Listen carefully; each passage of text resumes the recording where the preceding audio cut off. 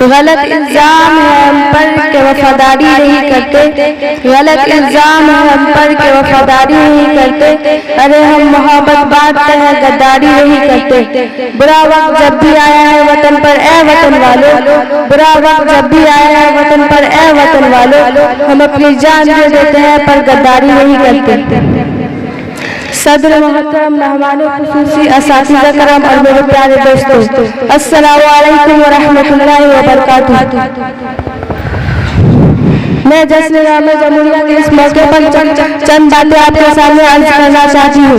आप सब में खूबी है कि आज हम सब यहाँ अपने वतन अजीज का 77वां जश्न मनाने के लिए जमा हुए हैं और हिंदुस्तान की तारीख में यह जश्न यौम जमहूरिया 1950 ईस्वी से बड़े धूमधाम से मनाया जाता है।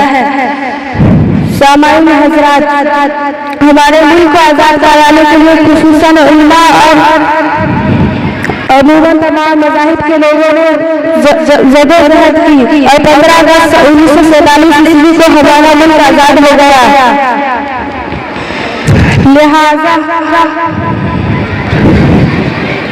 लिहाजा हमारे मुल्क को बेहतर बनाने और बेहतर तरीके पर चलाने के लिए एक दस्तूर एक आईन जरूरी था, क्योंकि यहाँ मुख्तलिफ मज़ाहिब के मानने और मुख्तलिफ मज़ाहिब जुबान बोलने वाले लोग रहते हैं।